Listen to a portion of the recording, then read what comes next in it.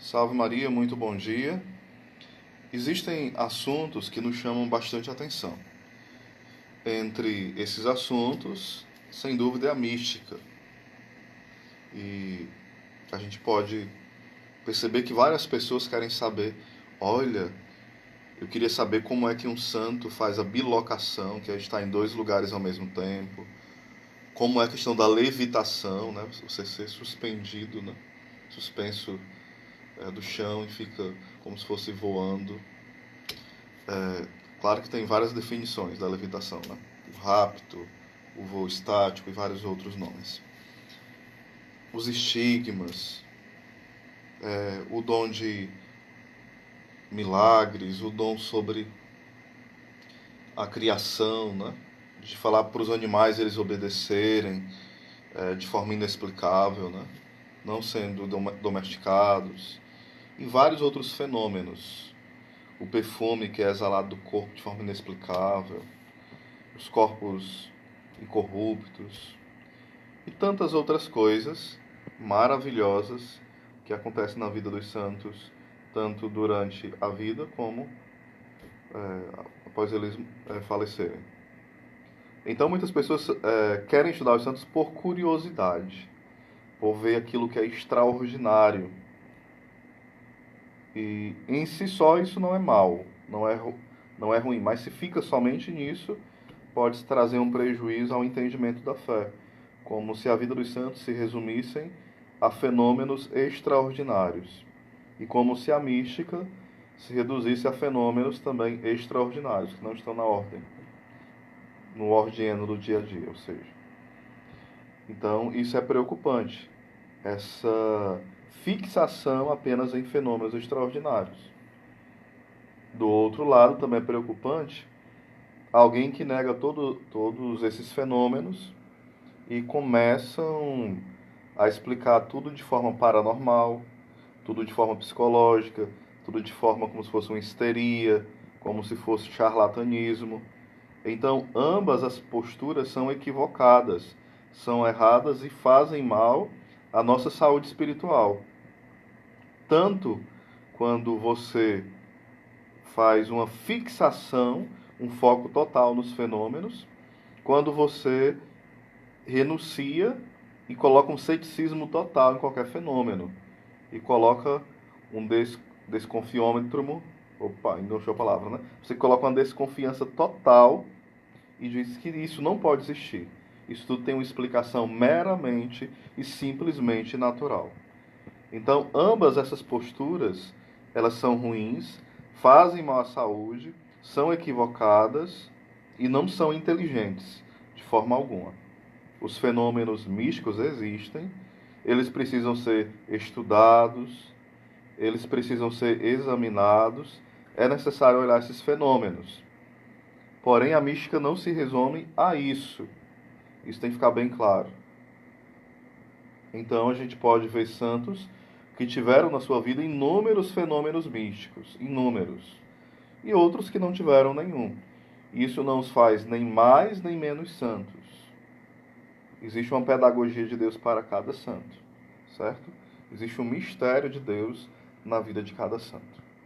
Então a gente tem esse cuidado, nem ser movido pela curiosidade e também pelo acreditar de forma rápida em tudo, e ao mesmo tempo também não ser cético em relação a tudo. Essas duas coisas são maléficas para nós.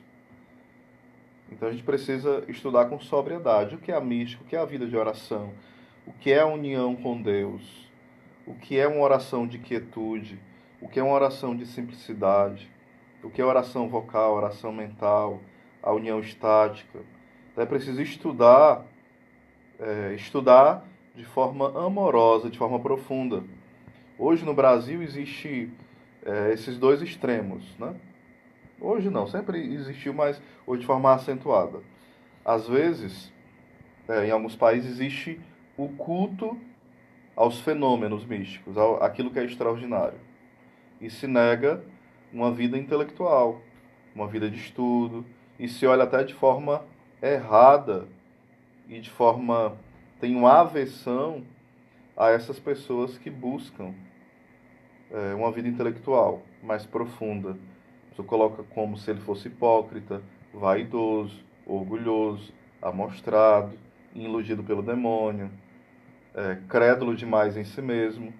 A pessoa começa a achar que quem não tem esses fenômenos, ou não busca uma vida carismática no sentido que a gente entende hoje, e busca mais conhecer Deus pelo estudo, a gente começa a achar que isso é ruim, isso não é de Deus, é o diabo que está fazendo isso. Então existe esse perigo.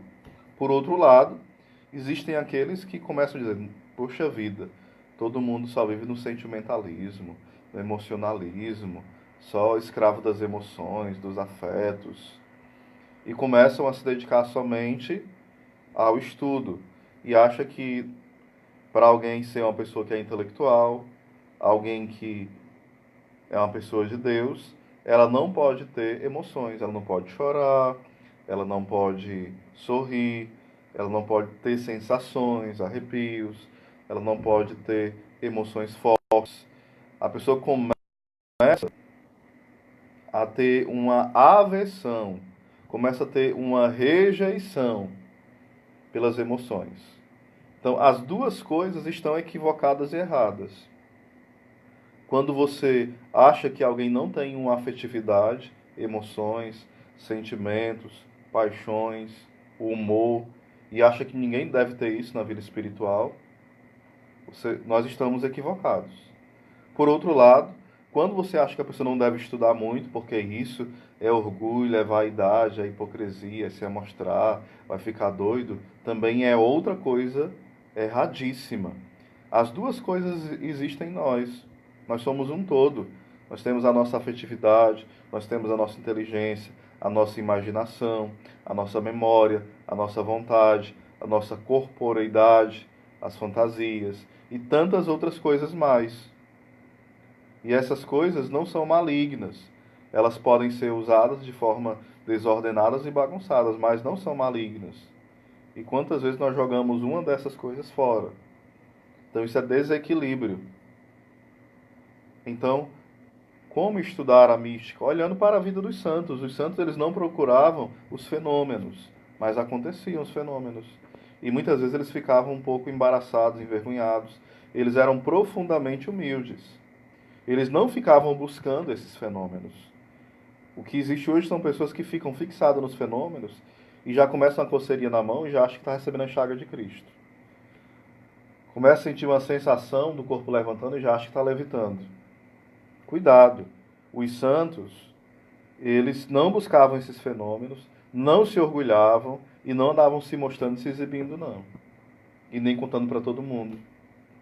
E outra coisa, também o demônio pode ocasionar fenômenos parecidos com esse, porque o demônio, como fala Santo Irineu de Lyon, ele é como se fosse um macaco, ele macaqueia as coisas de Deus. Ele fica imitando para enganar, para seduzir, para manipular, para distrair a nossa atenção. Então tenhamos esse cuidado. O inimigo ele é sutil, ele é sagaz. Ele fica imitando as coisas de Deus para nos enganar, para nos iludir, para nos colocar no precipício. É preciso muita humildade. E às vezes é um dom de Deus mesmo. Mas às vezes a gente pega um dom que é de Deus e se orgulha. Se você canta bem, glorifique a Deus por isso. Não fique se mostrando. Se você prega bem, glorifique a Deus por isso. Se você cozinha bem, se você lava bem, se você faz contas, você é bom na contabilidade, se você é bom na engenharia, se você é bom na aritmética, se você é bom nas artes, se você é bom na oratória, se você é bom no acolhimento, e outras coisas mais, glorifique a Deus por isso. Não fique se exibindo, se achando tal. A nossa vida espiritual, a gente precisa reconhecer os dons que Deus nos deu, nos presenteou, e devemos usar para servir os irmãos, para a glória de Deus e salvação das almas, para a nossa santificação também. Mas nós não podemos achar que é nosso e pronto, e ficar se orgulhando e julgando quem não tem aquele dom. Santo Agostinho fala que quem vive a caridade tem todos os dons. Então, se você não cozinha bem, se você não canta bem, se você não toca um violão, ou um instrumento qualquer, se você não prega, mas se tem o teu irmão que faz aquilo bem, aquele dom também é seu, porque nós fazemos parte do corpo místico de Cristo. Então aqui eu quero deixar algumas dicas de livro para você, tá bom? O livro Quero Ver a Deus, que é do Beato Frei Eugênio Maria, um livro fantástico. Também Ao Sopro do Espírito, que é do Frei Eugênio Maria. Quero deixar a dica também do livro Teologia da Perfeição Cristã. Ele é em espanhol, né? É pela editora Bach. Também tem um resumo dele em português, que é Ser ou Não Ser Santo, eis a questão, do Rui Marim. Tem um livro também fantástico, é Teologia de Ascética e Mística, que é do Adolfo Tanqueray, que vale muito a pena você adquirir. As Três Idades da Vida Interior, tem em português, tem em espanhol. As Três Idades da Vida Interior, você encontra pela Cultura de Livro. As Três Vias e as Três Convenções, ambos os livros são do autor Garrigou Lagrange, é um grande autor da mística católica, é um grande tomista também. Tem vários outros que eu poderia estar indicando para você, tá bom? As obras completas de Santa Teresa de Ávila, as obras completas de São João da Cruz, as obras completas de Santa Teresinha, de Santa Edith Stein, de São João de Ávila. Esse livro aqui maravilhoso,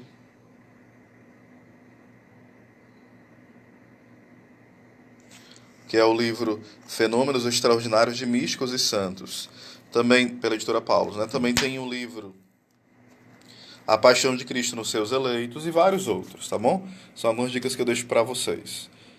Compartilhem esse vídeo e vamos evangelizar com toda a força. Salve Maria Santíssima. Um abraço.